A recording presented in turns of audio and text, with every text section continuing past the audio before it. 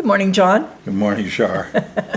We're in Florida. Yeah. At your house at Port St. Lucie. Yes. And what a lovely home you have. And you have been so gracious to let us come and visit you. We're delighted. And Joel has graciously sent us here via frequent flyer miles. So That's great. We're good. We're good. This is March 8th, 2023, I think. You tell me. I'm too old to keep track of that stuff. Listen, you're younger than I am, so I you know. have no excuse. You were born in 46? No, I was born in 1947. I was born in 1945. Right, okay. And I'm 77. Mm-hmm. And you are now 76. 76. Yeah. Like And- the trombones. Yeah, like the trombones. And only old people would get that joke. Yeah, right. So we were both born into a wonderful pastor's home in Akron, Ohio. Right? And we lived there for 5 years, and then we moved on to Mansfield, and then to Cleveland, and then we both went to Mount Vernon Bible College. But let's back up and talk about Mom and Dad. Okay. We had wonderful parents. Yes, we did. What characteristic of our dad would you say is the thing that you want to emulate today? He was a kind of person, although toward the end of his life, he ended up in a nursing home. But he was the type of person that when you walked in a room and others were there, including preachers, etc., everything would get quiet, and they want to know what Vernon Holmes had to say. And that was a beautiful thing about Dad. And he also had a heart for the ministry in a way I really never had. But he would clearly proclaim the gospel. As a matter of fact, it comes to mind that one of the things we did when we were going all the way across the country to go to convention. And visit grandmas on the other end of the world. And we were taking cellophane and wrapping tracts. And Not just clear cellophane, right. but red and green and blue, colorful, attractive. Right. If the men were working there, we'd flip one out. I, to this day, don't know if that ever did any good. But I thank God for knowing Dad, and he was a person that none of us kids would mess around. You know, Dad was head of the household. But with the velvet glove, he was very tender, Yes, very good to us. yes. And he was a good disciplinarian. He knew what he wanted out of us. He knew what was right to do, and yet he did it with a loving heart. He wanted the best of us. Right. Yeah. When I was 4, we were sitting at breakfast, and I wanted to accept Jesus. And I didn't know how to bring that subject up, but somehow or another I did, and he went through the plan of salvation with me, and I know I got saved on that day. I know it. And then about 7 or 8 years later, we were in Mansfield with a children's event, and they said, "Come forward if you like to be saved as a result of this." And my heart just said, "Nope, that's taken care of." And always felt good about that. So it was over oatmeal or whatever. I had the same experience. I didn't realize this was true for you. I found the Bible the other day where Dad recorded your salvation on such and such a date. I'll have to take a picture of it and send it to you. Unearthing all this stuff that's been packed away for years has been quite a revelation in some respects. But I found that, and I had the same experience at 5 when I was on my way to school. And over oatmeal, I gave my heart to the Lord at the table with Dad. And he was always witnessing to everybody. Now talk to us about Mom. Is there anything that you want to say about her? Mom was the kind of person that was very much in touch with the Spirit of the Lord. Actually, I hurt for her when Daddy ended up in a wheelchair sitting in Mount Vernon Bible College office room. I don't know how to say that. She was the dorm mom. That's right. And he stayed there with her. right. And Marilyn was there too. Yes. Right. Marilyn, our sister. Right. Our younger sister. She was the mediator between you and me. We knew how to tussle, didn't we? Do we have to tell any of those stories? Like No. me putting a fork in your thigh? Don't get into that. Let's go on to your school experience. Are there things in even your elementary days, your junior or senior high school days that you want to share about? Embellish on that. When I was in elementary school, a dog bit me. and I had to get all those shots, because of that. And I had no known problem as a result of that, but I do know exactly where it was. Yep. It was in front of the factory church. I don't know where that dog came from, but bang, he got me. And then I really liked Hedges Elementary School. The principal's name was Mr. Dent. And my sixth grade teacher asked me to help her get all her books in order at the end of a school year. She was a sweetheart. Both of them I knew the Lord. And Mr. Dent explained what happened in Germany concerning Silent Night. And when he told me that story, it sounded to me like, oh, he was there. But he wasn't, But He made it live. Yeah, he made it live. And then in second grade, I had a teacher named Catchball. And in third grade, I see her face, but I don't remember her name. And now that, for years I was a Christian school principal. And so all of those people on that staff, I can see them inserted in each one of those chances of talking about good things. That was Hedges. And then when I went to Johnny Appleseed Junior High, named that because Johnny Appleseed had run to Mount Vernon and said, the Indians are going to attack in Mansfield. Can you do anything to help them? So then he ran the distance back also. I knew that Johnny Appleseed had been a real blessing to the city of Mansfield. And his approach was to carry apple seeds with him and then plant a tree. Usually the tree was not necessarily a kind of tree that I would hunker down to, because almost all of these trees were best for making apple whiskey. Oh. I didn't know that. It's one of those things you pick up over the years. I remember the band. I played in the band. What did you play? Trombone, 76 trombone. Yeah, that was what my dad did too. It was there and it was mine to use. I was standing in second chair with the trombone, and the teacher came and said, play such and such for me. And the first chair tried to play it and made a mistake. And then he asked me to do the same thing, and I did it correctly. That made me the first trombonist. And I have a story in my life of getting elected to something. And as a result of that person would change day and night, school and all that kind of stuff. And I'd end up whatever it was. I kept becoming the person in charge when I didn't even plan that to happen. But anyway, Johnny Appleseed was a good experience. And then we moved to Cleveland. Now Cleveland was a whole different environment than Mansfield. Mansfield was small. I've learned since this that it had a large penitentiary. Isn't that where a movie was made? Yes. Shawshank Redemption. Right. And I didn't even know about that until after the fact. But there were a lot of good things about Mansfield, and I love the flowers over there. Ooh, yeah. And Kingwood Center. Kingwood Center, that's right. Right. Tulips of all everywhere. colors. Right. And it was a wonderful place to be. I didn't have too much a struggle about going to school, but I knew that there was one boy, and his name was Johnny, and I thought, he's not going to be able to pass this year.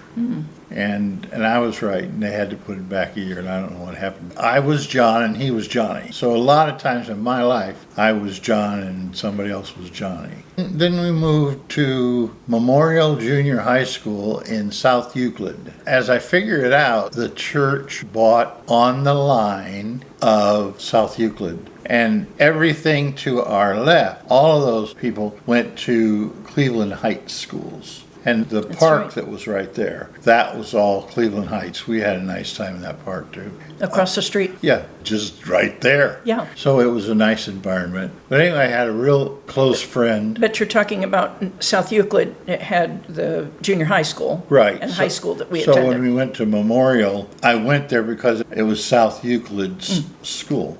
In junior high, my best friend lived about a block away, and his name was John Heinzelman. Oh, yes. and the people were very nice. His dad would give us a gift at Christmas of, beautiful craft cheese. Ooh. Yeah, I remember that. But I always thought John as being just a little smarter than me. And I don't know, that there were reasons for that. He seemed intellectual. Yeah, and John went from South Euclid to a Christian college. After he graduated from that, then he matriculated in the Northwestern and was awarded a law degree from there. The other friend in that town was Keith Eberhard. That was Mansfield. Yeah. And Heinzelman was in South Euclid. Yeah, okay. But anyway, Keith was a bud, and I have seen him since then, maybe only once. But I give the Lord credit for those kind of moments. When we moved to South Euclid, I ended up going with the 8th graders to New York City. And one of the things, they had certain kids going to this play and certain kids going to this play. And the guy that was the star in the show, his name was Bert Parks. Mm-hmm. And he had just started, I don't know, the first guy had quit, and he replaced that person. And I could still hear his voice in my head, 76 trombone. I was glad that I knew who he was. I felt like I had some kind of attachment to him. So I had a good memory there. And it's a wonderful play. I was listening to a TV show where they were talking about Jewish people being musicians. And they said that he who wrote it was Jewish also, but his name doesn't sound Jewish. I look back and remember that occasion of going to New York. We went to the Empire State Building, and I was so glad that Mr. Graham said, "Can you go?" And I found out from my parents I could, and that was a good experience for me. In junior high? Yeah. Did you go on to Charles F. Brush? Yes, went to Charles F. Brush High School. But you did not graduate there. I did. That's right. In 1963, but you did not. That's correct. Charles F. Brush High School was named after an invention that he made, bright lights that could be used for street lights. And so our football field had the very best lights. I mean, we'd go down to Parma to play in the band, and you'd go, wow, where'd they go? They're not here. It's dark. Because they just didn't have these spectacular lights, which were provided by probably GE, but they always kept those lights very, very bright. That's funny. I didn't know that. I know that on the yearbook that I found the other day, it has a lightning strike, the form of a lightning strike down the middle of the yearbook front. Yeah, okay. Then I do remember our move after Mansfield to Cleveland, and I got my first pair of glasses in Cleveland. And I know how that all started. First of all, friends of ours, we all sat at the back of one of those tent revivals in Mountain Vernon Bible College. And I said to one of my buddies, "Let me see your glasses." And I put them on, and all of a sudden, Dr. Courtney, I could see him. You just presumed at that distance you can't see these people. You could, and that was shocking. And so parents took me to get my eyes checked out. And that was on Euclid Avenue near 93rd and Euclid, where the church was. Right. That Dad was pastoring at the time. And there's also a pizza shop there where you could buy a piece of pizza for 10 cents. 10 cents, yeah. Oh, those were the days. They don't do that much anymore. I guess not. But you got you and I got glasses at the same time. That's why I'm remembering this. And I remember walking down the street. It's like, wow, I can see. Yeah. But it was down beyond the pizza shop, and we got glasses. Marilyn got them later, I think. But we all had. But glasses. I remember we were in. It wasn't like huge buildings, but 6 and 8 floors. And then I realized that at the top of the floor there were signs. I went, oh, I didn't have any concept at all of something. You just being thought it up was there. color. Huh? Yeah. You and I sang for the Youth for Christ, and that was a pretty good group. Then we got involved with the Spurlows, and the guys ended up in tuxes, and the ladies, girls were all in beautiful dresses. Thurlow Spur and the Spurlows, they were good. I mean, they were not an embarrassment to people when they heard it. So it was a great testimony.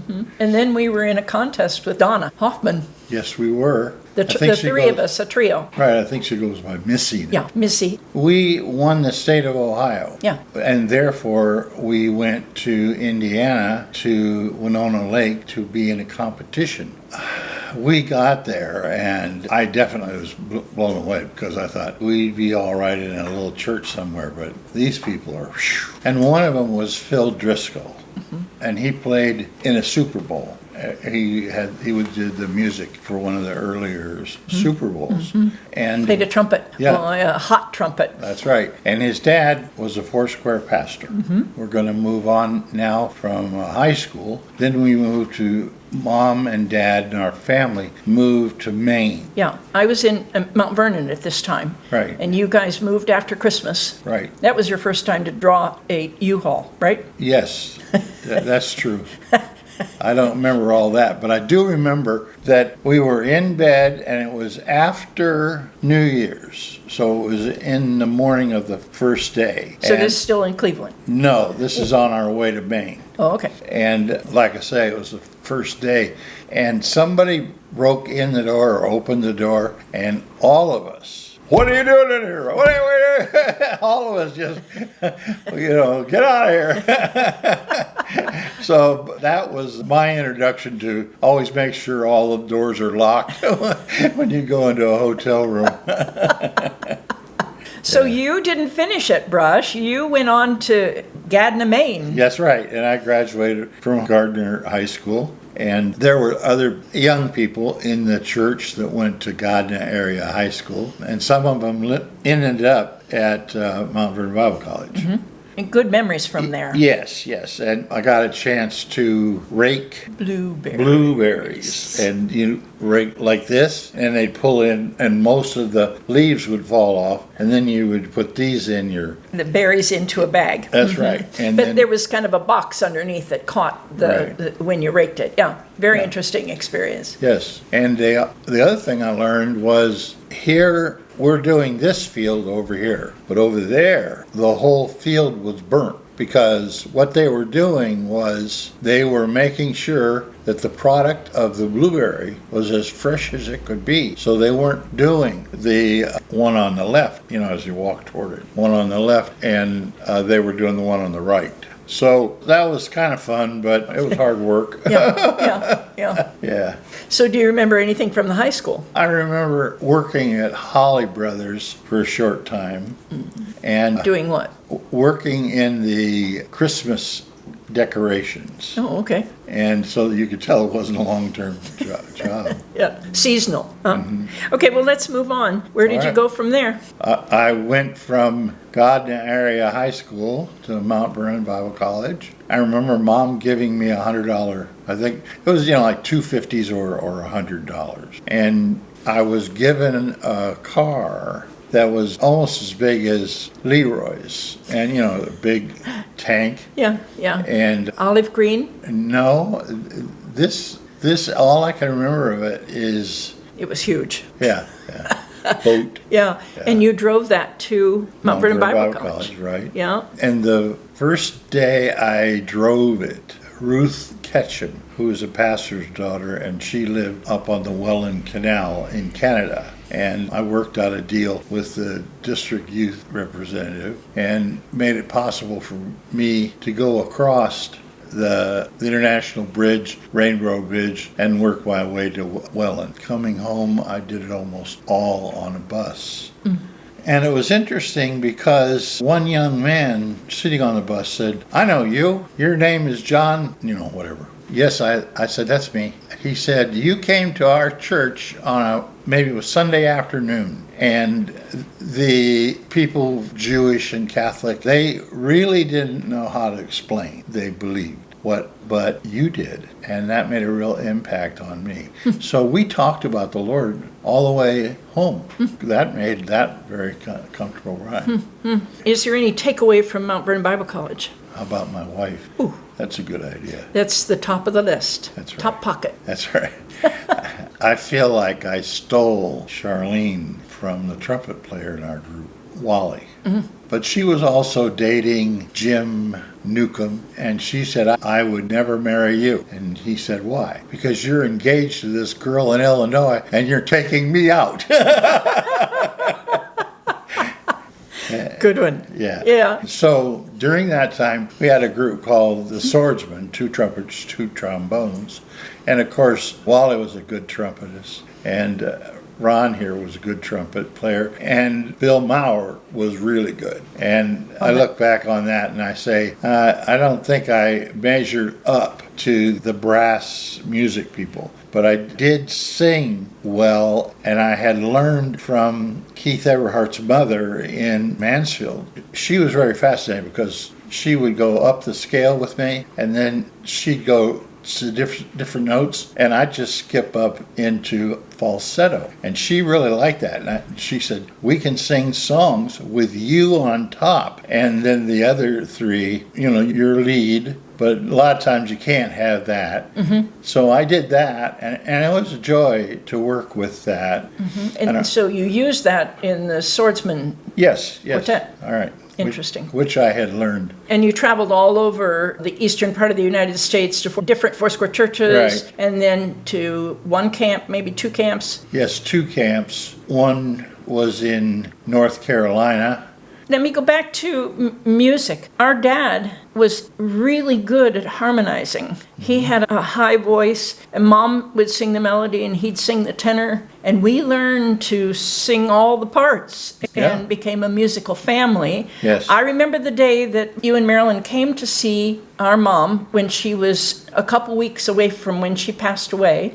She was in the hospital. Right. And we gathered around the bed and began to sing hymns as a trio, Marilyn and you and me. And we collected the whole floor of nurses and patients and people dragging IVs. That's right. And it came in to hear us sing. Yeah. And they were blessed. The fact that our family was musical, it was such a powerful thing into the future.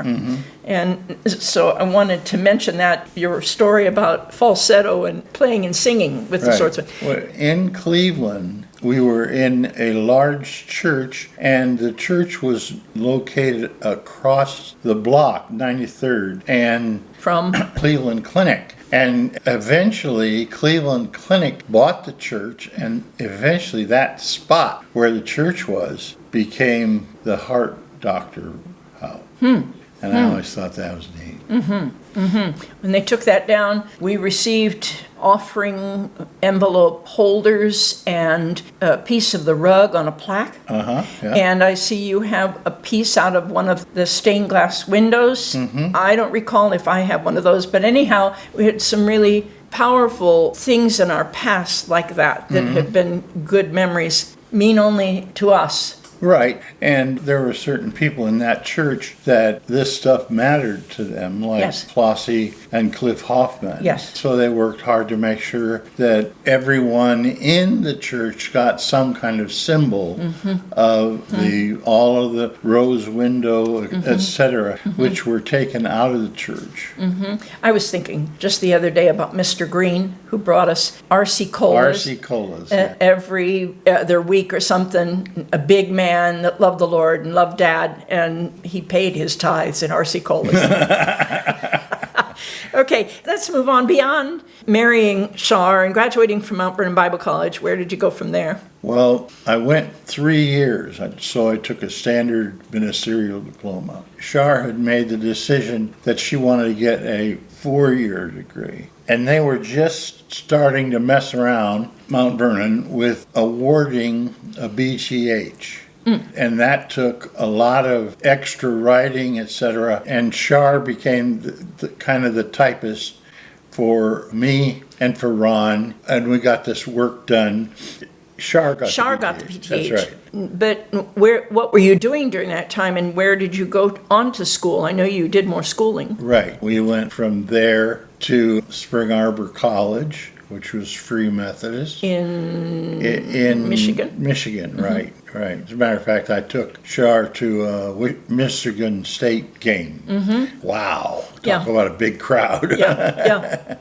But So in the time that we were there, because we were a little older, some of the people in authority kind of cornered us and talked to us about what kind of career do you want to have. And I told them that I wanted to become a counselor. And they were trying to convince me to consider going to graduate school because there was, in their mind, there was a lack of adequate religious teachers for their school and other schools. But I turned that down, and we finished my degree, and Char worked in various sites around there. One time she was working at a place where they were working on getting product out of the building, and she was doing all the accounting, making sure everything was right, and eventually they laid her off. Well, the good news about the layoff was that Ohio's welfare was much lower than the state of Michigan, so we were able to take Michigan money for Char.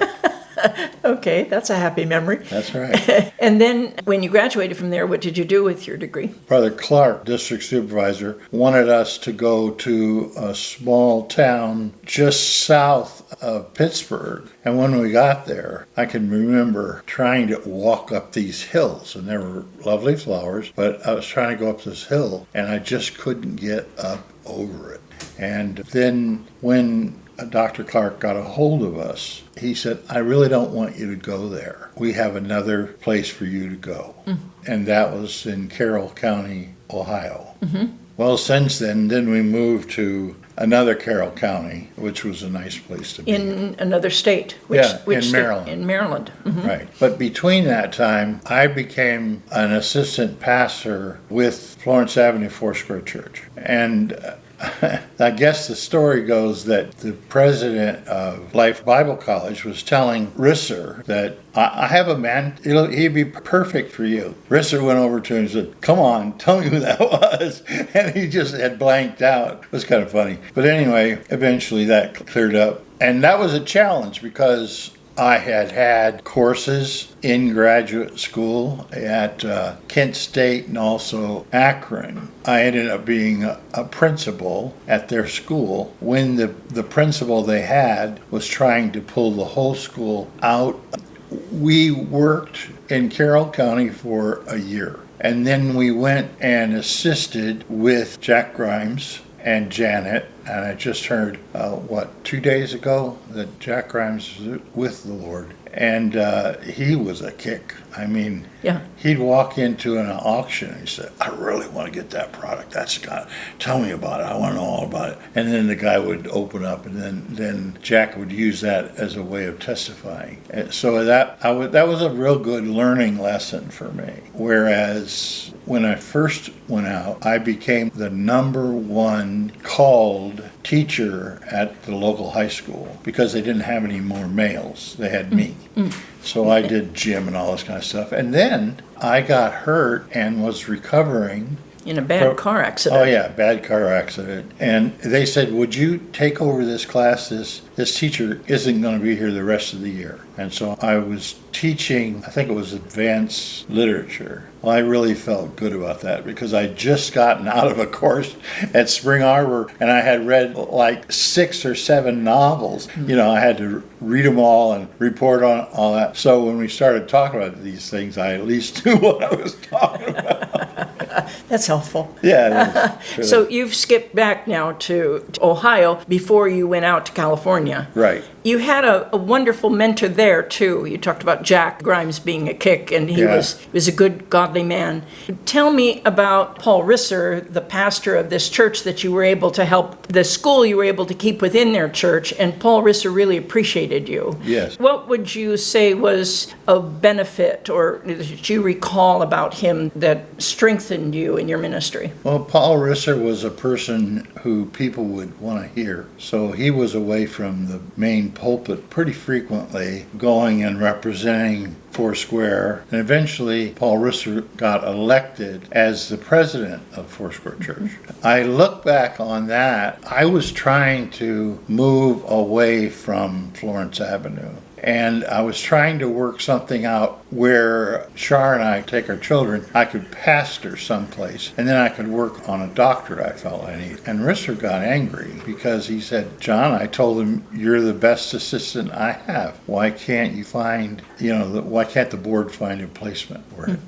But Lord had that all worked out, and we had a good, wonderful experience there. So did you stay with him or did you leave? Well, we were there for just right at it 12 years. Yeah. Where did you get your doctorate? I ended up getting my doctorate from Pepperdine University. And that was while you were the principal there? Yeah. And he kept you, and you were, but made it possible for you to also increase your education. Right, exactly. What would be your biggest takeaway from Pepperdine? Pepperdine was a school where they had been very strictly Church of Christ. Well, the people from the rest of the Church of Christ referred to Pepperdine as a surfer school because it was out there on Malibu and a beautiful environment. The only time I saw the school was when I was awarded my doctorate because we didn't go out there. Because they had matter of fact, the place they had us at first was 2 to 3 converted garages. So we got started. Oh my word. Yeah, and it was fascinating. One of the guys that we were with was a dean at UCLA. Okay. And so he told us one time that Saudi Arabia or someplace like that wanted to set up a school like UCLA, and they brought him over there. And he said they ended up paying me $6,000, and he felt good about it. And I'm with him. Yeah. And then we were walking over to a food stand one day, and he found a $10 bill. He says, "Okay, boys, all the people." Here's lunch, So that was fun. But he was a person that was definitely trained to do what he was doing. And which was? Being a dean of a graduate school. What was his specialty? His specialty was he had previously been in charge of the Air Force schools down in the Pacific Ocean. And then he came back and he explained to us, when I got an opportunity to know him, that his hope was to figure out a way to get a doctorate. And then he was angry that Pepperdine was only doing an EDD and he wanted a PhD. But neither here or there. So your education enhanced your ability to be a better principal, do more ministry with education in the church. Right, yeah. I don't know about you, John, but I'm having fun doing this. And it's good to be with you. Nice to be with you. And I'm glad that we can do this so that we can remember and share with our friends and enjoy. After Pepperdine, you guys went back east again. Yes, we did. Yeah. Tell me about it. Well, actually, we were with Jack Grimes in Uricksville for 2 years. Char and I both worked for the welfare department that had its joys and otherwise. This was back before California. Yeah. And then we decided to move to California. But anyway, when we were coming over to Jack and Janet's house on Monday nights usually, we would drive our car over to where they were in Uricksville, which is probably 30 miles, something like that. And we got to talking about spiritual things. And one girl showed up with her boyfriend. And right then, I saw flashed in front of me one of those earth movers, green, absolutely green. And he said, "Yes, that's what I do." And then the Lord showed me in something that was involved with Jack's niece or whatever. And I said, I can see this opportunity in your life, but I have the feeling that the whole pond is kind of covered over with a lot of stuff that doesn't make it clean for God. And I said, if you will do that and pledge your life to Jesus, things are going to go a lot better for you. And she did that. And You're talking about Jack and Janet? No, Oh, the girl. The girl. The girl, okay. And her boyfriend. But it gave us a chance to start doing some stuff that I had not done in the spirit. Then we moved to California. All right, talk about the spiritual part of being in California. What was the Lord saying to you there? Was there opportunity for that kind of ministry there? Yes, actually the reason why we moved was I felt that I should get into Christian counseling and I needed to do more work in that area. And almost immediately after being on site with Rissers, I became very much aware of what the church needed. And I started writing the church weekly bulletin that what they'd send out. And that was a nice thing to do and also gave me access to something I didn't plan on getting. But there was a non-computing with a keyboard. You could work with a keyboard. And every Saturday when I was working on my doctorate work, I'd go over there and punch out what I had done. Pastor Risser said, I didn't know you weren't around, I said, well, I started being the person at the phone on Saturday so I could keep track of things. And I also was able to utilize the equipment and get on quickly with my doctoral work. With your doctorate work and your technology abilities were advanced at that time and it gave you opportunity to keep up with it. All right, let's talk about what you went back to the east, to Carroll County in Maryland. There's so much you can say there because you had a powerful ministry there. God gave you some really wonderful opportunities. But what did you learn during that time? What was working in your life at that time? Well, I felt that I needed to volunteer at Life, and looking back on it, that was crazy. But the person I took the place of was Sam Middlebrook.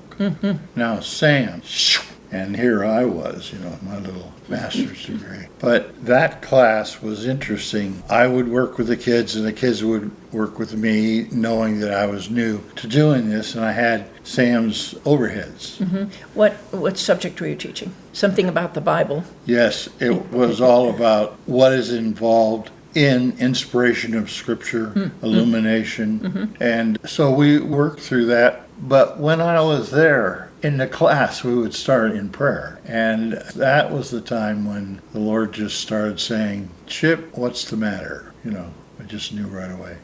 And he told me privately, he didn't tell me in front of the other students. In front of the other students. He said, well, Pastor John, I'm having a hard time in our marriage because I can't complete the act. And I said, well, we can pray about that. So we prayed about that. And he came back the next week and he said, it's all fixed. Thank you. Praise God. That's right. Praise God. So God was moving in your life in praying for people more than giving them information and ideas and encouragement through mental exercise. Right. You were also functioning in the spirit. Right. Yeah. We've got to go to Washington, D.C. Okay, let's go to Washington, D.C. Okay, you want to skip over Carroll? All right. Well, that's fine. Carroll happened before we went to California. No, I mean Carroll, Maryland. Carroll, Maryland. Carroll County, Maryland. Right. And was there anything that you learned there that was, I know that you and Char were doing ministry together there as pastors. And were you involved in a school there? No. Just before I left, I went and talked to the head person of the Association of Christian Schools International. Well, I had served on their credit union board, and I'd served on some other thing. And Paul Keenel was his name, and he said, John, I got to keep you off these boards. You keep causing us to merge all these things. Well, at that time, there was the Western Association of Christian Schools, and that's when ACSI moved statewide and then around the world. And I really enjoyed being involved with the staff. I think we had a pretty good relationship with the people on the staff. Things changed over the years, so we didn't get as good a glimpse of what was going on toward the end. But I understand that. Did you have spiritual experiences with ACSI? Yeah, I remember the day they were trying to make a decision we were in Colorado Springs, and I looked out the window right there, and we were praying about, did God want us to move our offices from Brea, California, Colorado Springs? And I looked out there, and bang, there was a lightning bolt. I said, that's from God. I'll take that as a point of information. Like This that. is the place. Yes, right. Yeah, it pretty much worked out that way, and God really blessed the association. It was Paul's idea to get me to go to Capitol Hill, and I was supposed to go, I think the amount of money was like $1,000, and I was supposed to go in 2 or 3 times a month. But the longer I was at it, the more I got consumed by that job. And yes, I was able to walk in the Spirit with the people in the church, but I really knew that my heart was for the nation. As a matter of fact, I now know that that church has a building. It took a long time, but they have a building, and Char and I have just been talking about what we should send as a gift in celebration of getting that done. A new facility, yeah. Yeah. Okay, so you were more involved with ACSI. You were hired by this church, and things were hopping with the church, but you were also working extensively with ACSI, and it kept expanding. Oh, yeah. So let's move on to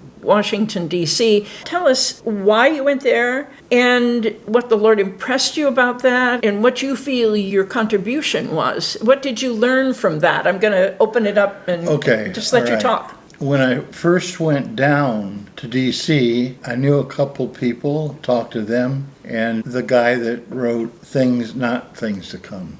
I could see his face. And his wife was the president of the Christian Women of America.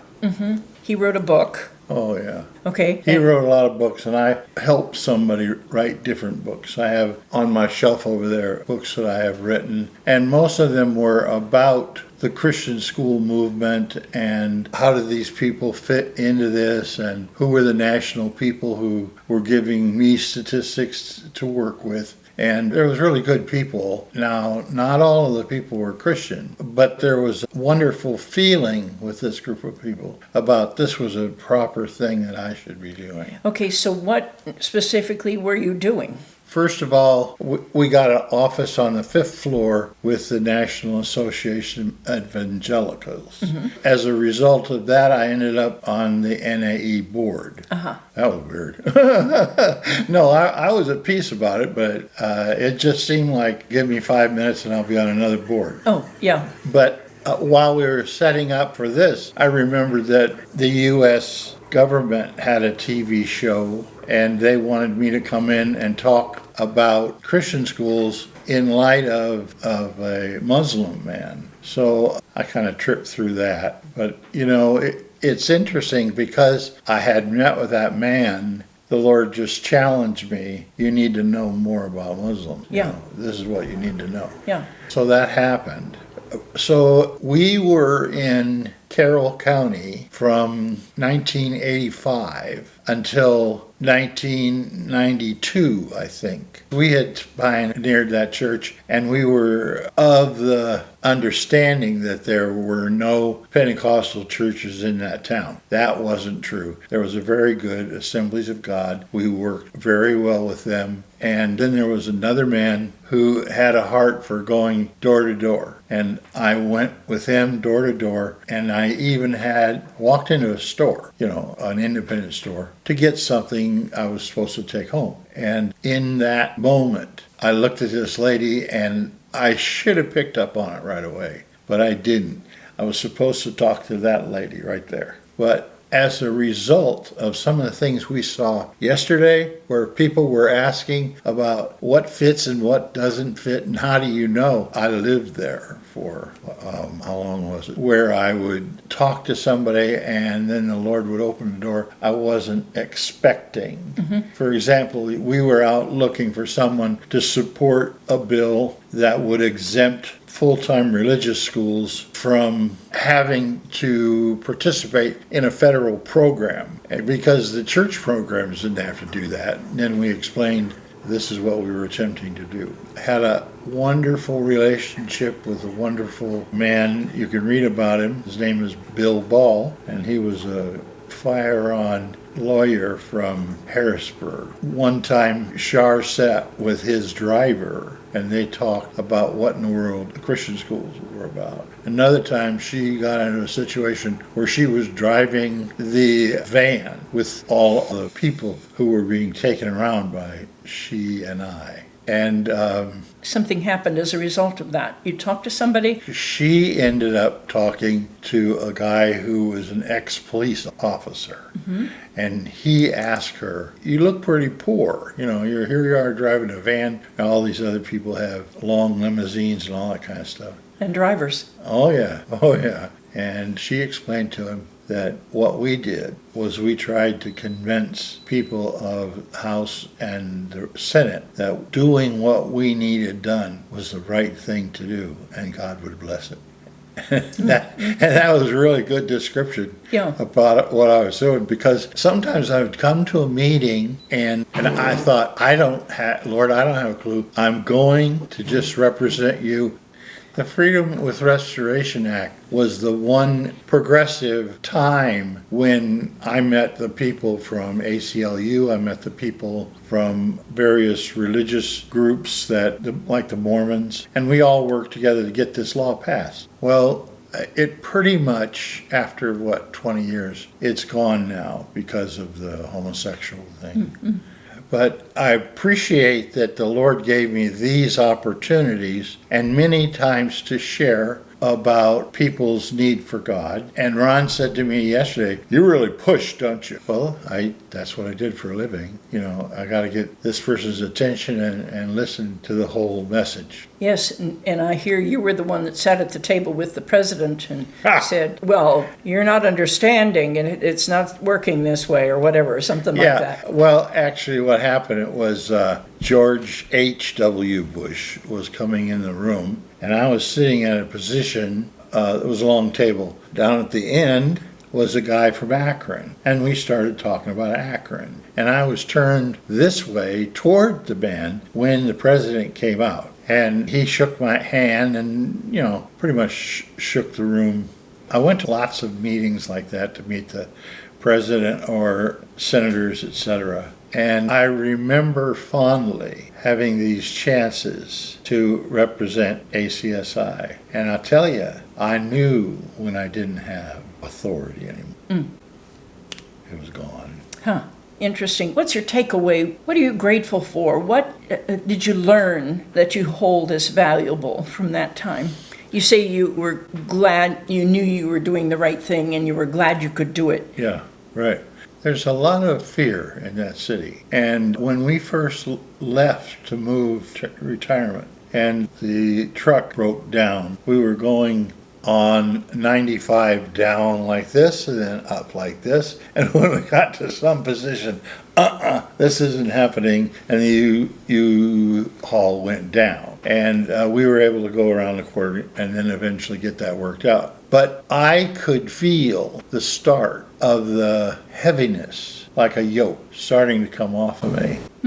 And I did seriously say to Char, "I want to go sit on a rock 2 years, and then we'll look at it later, figure out what happened." Well, that wasn't necessary. The Lord opened the door for us to be on a staff with the Foursquare Church. And that worked out until we came home from a vacation with Denny and Judy, Char's family. And we came in where they were meeting, and all of a sudden we realized our pastor was gone. He had resigned, and he had moved out. I don't know why, but Foursquare didn't choose to replace him. I did know that this church was the second highest giver in the district to missions. And that was partly Char and I. We were always pushing whatever was going on in missions. But what did you learn from that? I learned that you don't have to rush God. You got to be confident that God is in charge, and this is the way we are to go. Good word. 9/11. Talk about 9/11.